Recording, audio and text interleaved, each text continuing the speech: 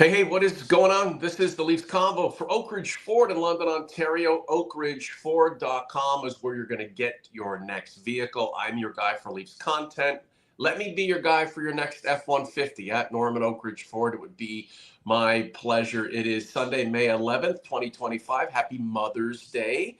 And OG's Conference, make sure to wish your mom a happy Mother's Day on behalf of Mike and myself. Not so fast for those Maple Leafs. So close to going up 3-0 in their second round series with the Florida Panthers. But your buddy Brad Marchand had other ideas. Your recent work at hockeyhotstove.com. The rat remains a thorn to Toronto. Mr. Augello, game 4 tonight in Sunrise. Should we expect more of that rat? Good morning. How are you? Good morning, Norm. Well, as appropriate for today being Mother's Day, Brad Marchand is a mother bleep. Yeah, we know. But he has been that way for the majority of his career. He has been a thorn in the Leafs side going back to 2013 against Boston and the three other times that he's played them. So of course he gets traded to the team that the Leafs play in the playoffs. That third line with Anton Lundell, Itulis Terrainen, and Marchand has been the most effective and most consistent line for the Panthers in this series. I believe they have like 1/3 of their goals, maybe even more than 1/3. I think it's 4 or 14. So far, I think shutting them down and keeping the other two lines at bay is the key to this series, because clearly in game 3, the Maple Leafs defense, as good as it's been and as much as I've liked it, they could not stop the Florida Panthers from crashing the net, from clogging the point of view of Joseph Woll, from deflecting pucks. And in the end, that screening and that inability to keep the front of the net clear was what cost them the game. This is the Leafs Convo for Oak Ridge Ford in London, Ontario. OakRidgeFord.com. Like the content, subscribe to the channel. I don't think it's going to change anytime soon, Mike. We know that you cannot out-hit the Florida Panthers. And when you add in a little extra desperation, you're up against it. And I believe we're going to see more of the same tonight. So Leaf fans, buckle up. Yeah, I mean, this is the winning formula for the Panthers. Now, what I call into question is whether they can maintain the pace to lay out 66 hits a game. This is not a young team. They're not an old team, but they're not a young team. They've made 2 deep runs in the playoffs to the Stanley Cup final, winning one last year. Sergei Bobrovsky is 36 years old. He played 54 games this year. He has not looked sharp. Is that just that he's off, or is that he's beat? We know that the Tampa series, even though it went 5 games, probably took a chunk out of the Panthers. Is that something that the Leafs can exploit?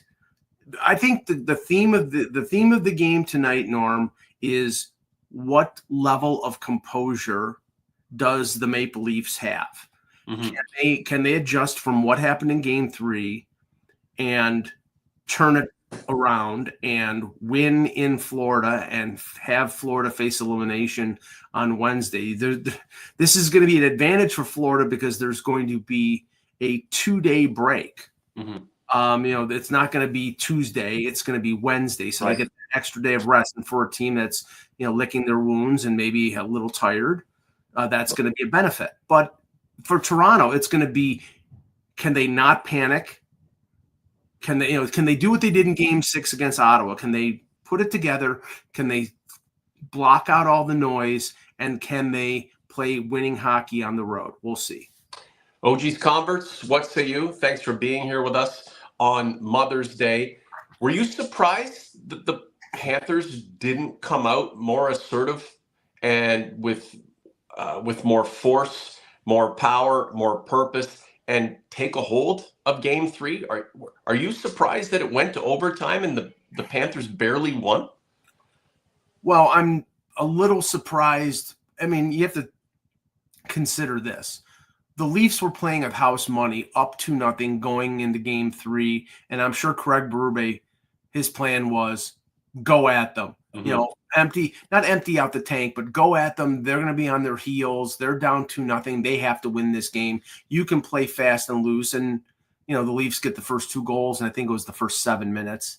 And the unfortunate Barkov goal that went in off of Morgan Riley, you know, broke the momentum a bit. But then they're up 3-1 at the beginning of the second period. And that's where that's where I begin to worry when it comes to the Leafs, because if there was that higher level of composure, it was missing in that second period. Because now you have to factor in, this is a Stanley Cup winning team and their backs are against the wall. They're down 2 goals in the second period, but that 2-goal lead evaporated like that. It was gone. And you know, the tying goal, well, the one goal would have ended up with either a penalty shot or a 2-minute penalty when Brandon Carlo had a broken stick and kept the puck out of the net, and I think it was Reinhart who shoved it over the line like it was curling. Right. But the 3-3 goal was the one where Benoit couldn't get it out of the offensive zone. The forecheck of the Panthers was withering for the entire game, and they get that tying goal. And at that point, Florida took over that game, and only the Morgan Riley goal that Seth Jones put in his net was I think the only ripple in what the Panthers did for the remainder of the game. Yeah, it's hard to be disappointed in the Leafs after Game 3. They didn't win, but after having a 2-goal lead and surrendering it and then falling behind, they stayed in the game. And in overtime, it was anybody's game. So, like you won 2 games at home for a reason, to give yourself a bit of grace in terms of, you know, losing 1 or 2 and still being in the series. Just a couple of things here on the goaltending. Sergei Bobrovsky does not look like the goaltender that made him a household name in the hockey world and won him championships and won him personal trophies. Do you think that is only temporary, and the Leafs may have expended that opportunity, and when push does come to shove and this thing gets tighter and closer, he will make the big save? Did they lose a bit of an opportunity in not going up 3-0? So I'm kind of playing both sides. You lost, big deal, you move on. But had you gone up 3-0, the odds were really in your favor that you're going to win this series, taking advantage of a Sergei Bobrovsky who does not look like his old self. Well, you're right. He doesn't look like his old self. We did see this in part last year in the Stanley Cup final. Remember, they were up 3-0 on Edmonton and then allowed it to come back to Game 7. So he wasn't particularly great in those 3 games. And then in Game 7, when it counted, he was fantastic. I mean, I don't know. I mean, only the Panthers know whether he's spent. I mean, they can't go to Vitek Vanacek. So it's either Bobrovsky. You go down with your best. You summon up your will, and you know, you just do that.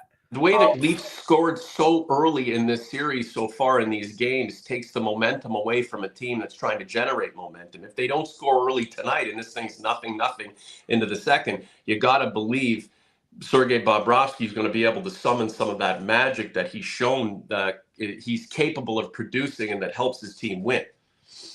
Yeah, I mean, they could, you know, if he makes a couple good saves, they could ride that momentum to a Game 4 victory. So far we haven't seen that goalie in these playoffs. He wasn't severely tested against Tampa Bay, and he's allowed. I think it's now, you know, it was 4-3, 5-4, and then they lost 5-4. So he's allowed 4 or more goals in 3 straight games against the Leafs. Now you can turn that around and say the Leafs have scored 4 or more goals. Most of the time, that's good enough to win in the playoffs, and they've won 2 of those 3 games, and all 3 of these games are 1-goal games. So it's on the knife's edge. Really, this series, even though the Leafs are leading 2-0, it's sort of like the Ottawa series. Okay, they were up 3-0, but they won 2 games in overtime. Right. It's not, the margin of victory or loss is not that great, and if you look at the goaltending on the other side, right, that's what I wanted to talk about. I mean, my critique of the Maple Leafs and their defensive game in Game 3 is directly correlated to, Joseph Woll allowing 5 goals, because you can't blame him for the first goal because it went off of Riley. It was going wide and it hit Riley.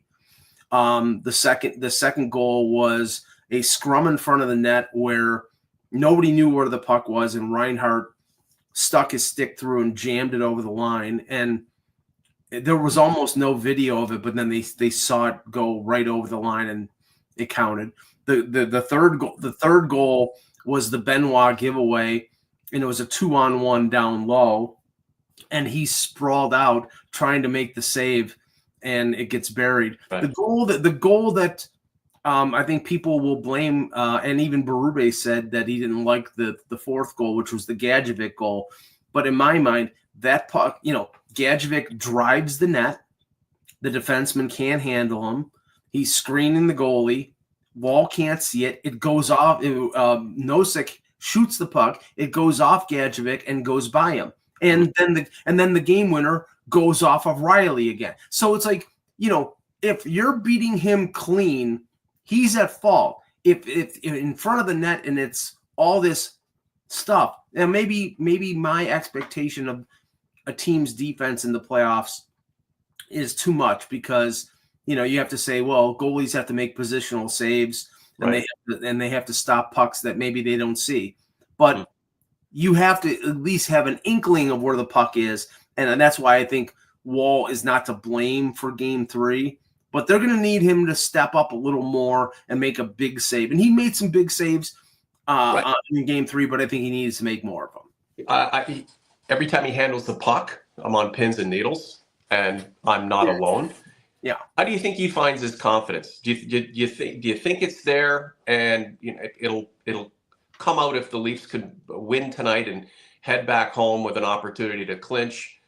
Or is it a series of saves? Is it a couple of shutout periods? How do you think this guy finds that confidence that we know is there and that will benefit the Leafs?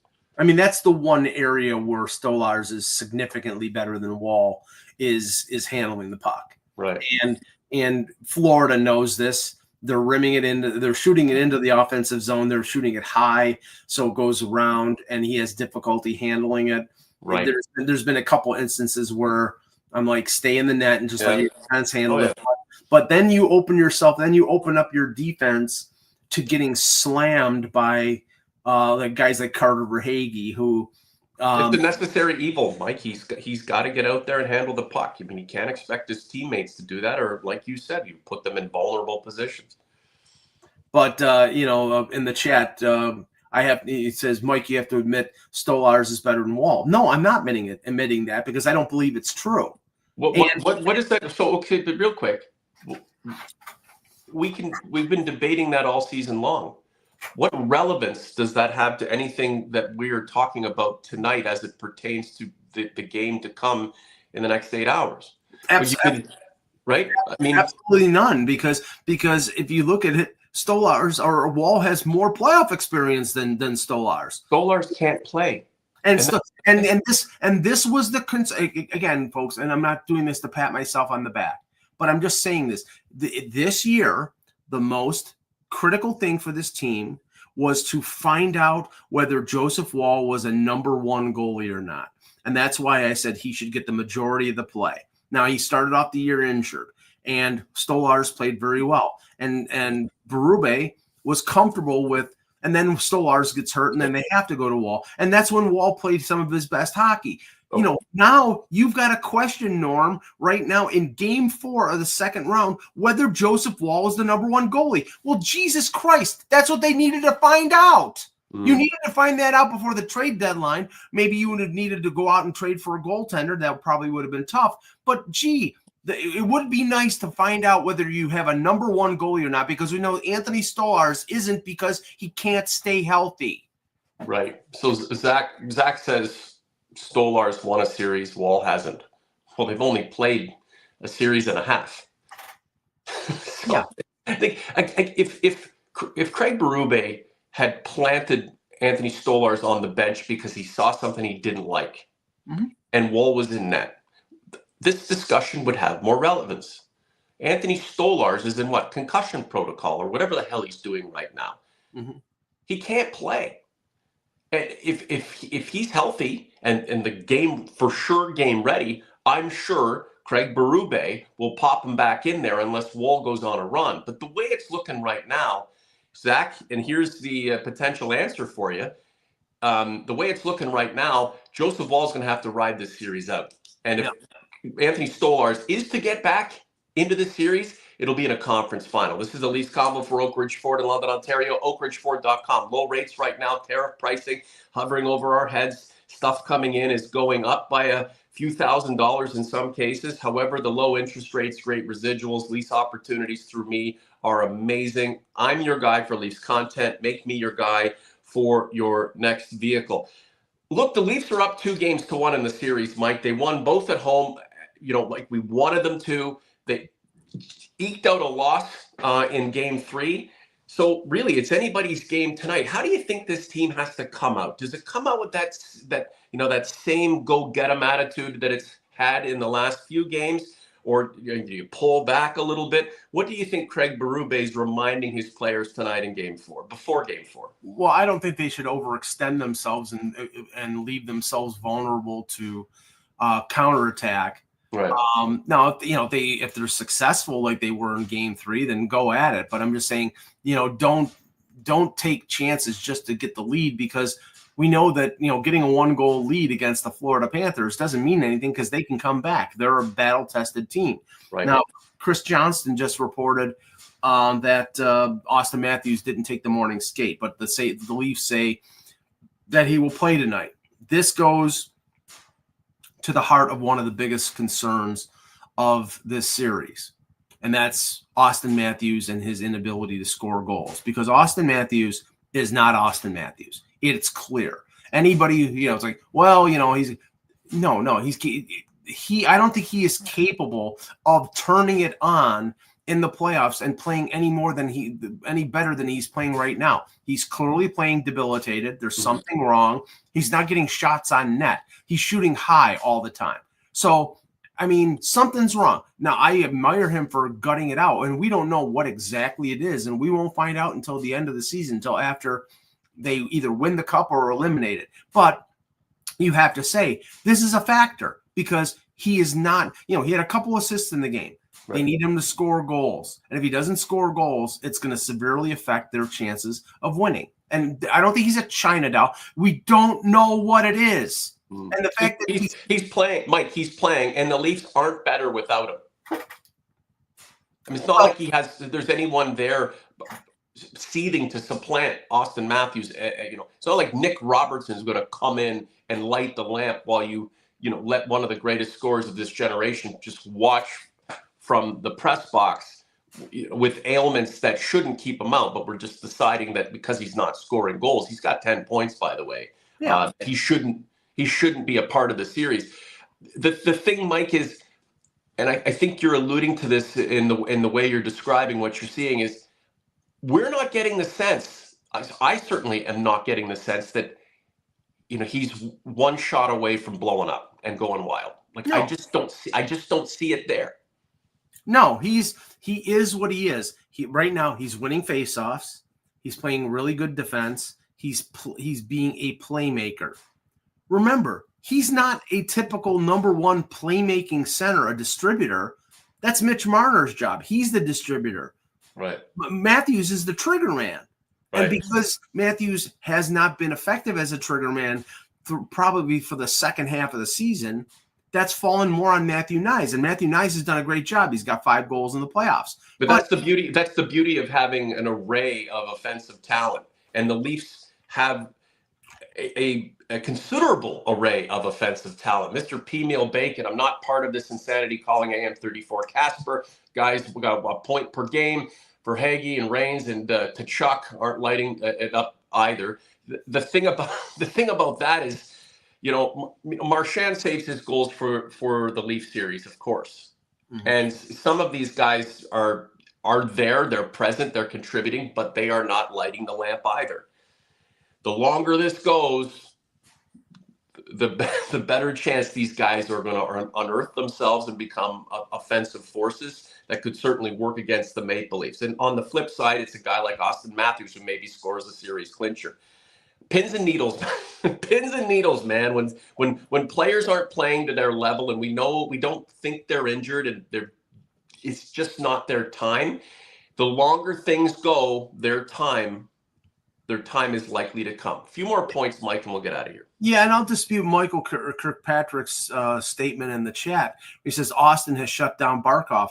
Gee, who was it that wears number 16 who scored 2 goals in this series? That's not exactly shutting it down. I mean, I'm not saying Austin Matthews hasn't played really good defensively. He has.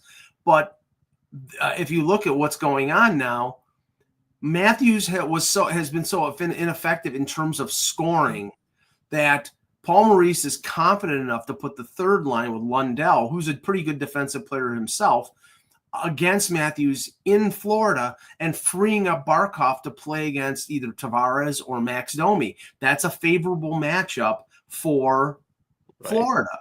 So this is where I think, again, I mean, they lost game 3 and Nylander didn't score. I'm not saying he's got to score every game, but if Matthews isn't scoring, it's imperative that he scores more because they're going to need his goal scoring. Tavares scored a couple goals. He was really good after not scoring the first 2 games. For this team to win tonight, they're going to have to be composed. They're probably going to have to get secondary offense from the third line, the fourth line. Woll's going to have to play better. And they're going to have to shut Florida's big guys down. Can they do all of that? I don't know.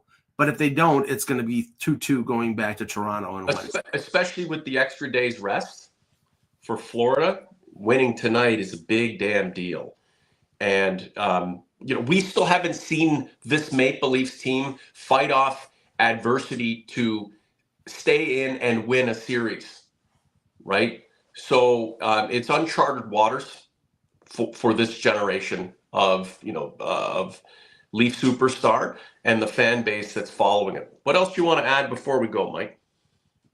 Well, I look at this game and one thing that clearly Florida is doing is they're attacking the most valuable player on this team, and that's Chris Tanev. I mean, I'm not saying, because Tanev matches up against their best forwards, it kills penalties, and they're running them. They're opening up the Bombay doors on them. The only way the Leafs can stop that, and they can't stop it by doing it in kind, like we're hitting Aaron Ekblad. That doesn't keep them from hitting. They're going to hit Tanev, and they're going to continue to hit Tanev unless maybe the forwards protect him by sort of shielding the forecheck. Them being more scrupulous in their own zone. They have to protect their blue line. Otherwise, if one guy gets hurt, then all of a sudden it goes from the 3 defensive pairings you got to Philippe Myers being on the bottom pairing. And then I think the entire blue line doesn't fall apart, but it's not as good. Well, listen, the way you stop the Panthers from hitting everything that moves is to finish them off. Right, winning tonight takes one step closer. You're one game away from getting that done. Just looking at this defensive group and how good it's been in the playoffs and how much it's been lauded for its effectiveness, its competence, its maturity. And I'm just looking at the names right now going into Game 4 of the second round series. How much longer will I look at this group of names without any changes? Because the Reaper is lurking, and the bell tolled for Anthony Stolarz. We hope he can get back while the Leafs are still in contention for this thing. But at some point, the war of attrition begins, right?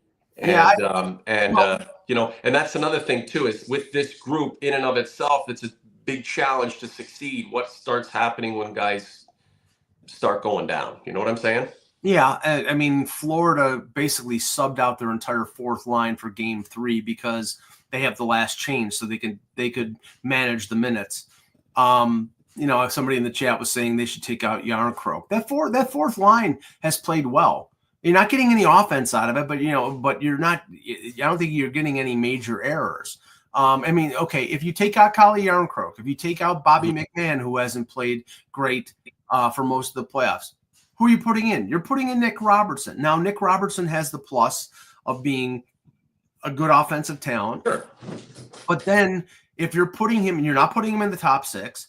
You're putting him probably on the third line with Max Domi, and then that line is a defensive liability.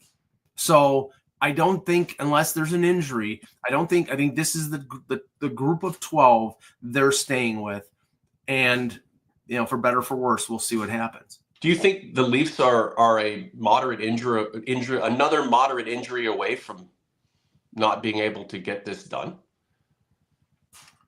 I mean, I don't think them not being able to get this done depends on injury.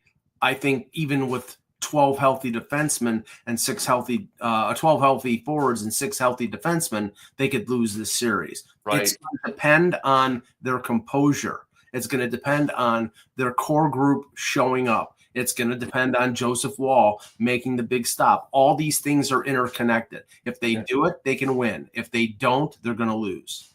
Chris Tanev looks like the kind of guy, and I know he still has a few years left in the league with the Maple Leafs. Hopefully, retires with the Maple Leafs. But he looks like the kind of guy. Every time he steps on the ice, he's out there to empty the tank. And it's not as if he's being careless or reckless or not looking at the big picture. But that's just the way he plays, right? I mean, he's not in the same circumstances as Max Pacioretty, who may just call it a day at the end of this run. But I mean, this is where we're at right now, where every shift is just so meaningful and so impactful, and you have to play like it could be your last shift. If not, the opposition is probably doing so and will prevail in the end. Giovanni, Norm, this is an interesting comment because I had asked him where he was from. Giovanni, Norm, you asked where I'm from, born and raised in Toronto, moved to London 8 years ago, living in Old South. Go Leafs, go. Hey, Giovanni, thanks for being here. We appreciate that very much. And why not? Just for shits and giggles, we'll ramp it up. Gerson Perez, go Panthers. We tie this shit up tonight. I mean, there's a lot of fear amongst Leafs fans that the Panthers will tie it up tonight. It's about the Leafs proving that they can stand their ground and play with confidence and go out and continue to do the things they've done so far in the series and for the playoffs as a whole. Be confident, be assertive, go out and get this bloody thing. Last word to you. Yeah, somebody in the chat said Ryan Reeves in the lineup. The only way you do that is, since you have an extra day of rest, you put Ryan Reeves on the bench, you play him 4 minutes a night, and you say, go get that guy. And you play 11 forwards. Tonight? For game I'm not saying, well, I don't think it's going to happen. I'm just saying, right. He's saying put Reeves in the lineup. I'm saying the only thing that would make sense if it was game 4 is the fact that they have an extra day of rest and they could play some of their other players more. You could afford to have one player who's sitting on the bench and maybe playing 2 or 3 minutes as an attack dog to say, okay, if this guy pulls something, Ryan Reeves, you go out and get that guy. Right, but we don't want this series to turn into a shit show. Yes, the Leafs are being out-hit and they're being punished, but the style of play has improved from the first game where it could have gotten out of hand. And if you're battling the Panthers in the trenches, I'm sure they're all for it, and they believe that would be the way that they could take an advantage of this series and not relinquish it. If you're playing with speed, you're playing with finesse and physicality, the Leafs. That's the Leafs kind of game for the most part. So I would hate to see this thing turn back into a dog's breakfast and get nasty again, unless the Leafs felt like they were on their heels and had no other choice. I think the Leafs have effectively played that sort of team toughness game and, given it back, not as much as Florida is, because Florida is always going to be a proactive team. Sure. But when you see a guy like Carter Verhaeghe like run down Brandon Carlo, who's a bigger, tougher player, clearly if Carlo wanted to waste that guy, he could. But I think Berube is basically saying we can't win that game. We can't win if it's gonna be a knife fight in an alley. We can't win that against this team because this is not the Jets and the Sharks from West Side Story. It's like it doesn't work that. They have to play a different game. Now, I'm not saying they have to turn tail and run every time, but they cannot. Carolina and Washington, where Washington is falling into the pattern of playing Carolina's game. If Toronto plays Florida's game, they will lose every single time. They want to avoid playing Florida's game. Get this damn series done ASAP. Mr. Augello, your project Hockey Hot Stove, I got to think with the playoffs being where they are and the Leafs still being involved, you are getting quite a bit of feedback on the work that you're putting together and the project that seems like it's there's no stopping it. Everything is positive so far. We're getting increased page views and registration every day. And tonight we'll be doing a game 4 forum on the website so you can interact with me. So, and I'm not anti-Stolars. I want the Leafs to win. That's all I'm saying. But yeah, so everything is positive with the website. So come and take a look and please register and sign up for the site.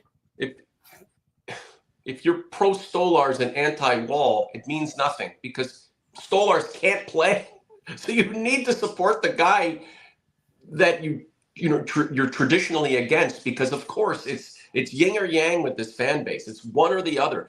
It's Marner, it's Nylander, it's Woll, it's Stolars. Like, give me a damn break, man. Stolars is injured. And I'll say this. There's a better chance of Matt Murray playing in this series than there is Stolars, the way things are sounding. It sounds like, if you want Stolars back, you got to root Woll on to help win this series, and Stolars may reappear in the conference final. And wouldn't that be something? All right, for Mr. Augello, I'm Norm James in London, Ontario. Thank you so much for being here. Like the content, subscribe to the channel. Follow us on TikTok.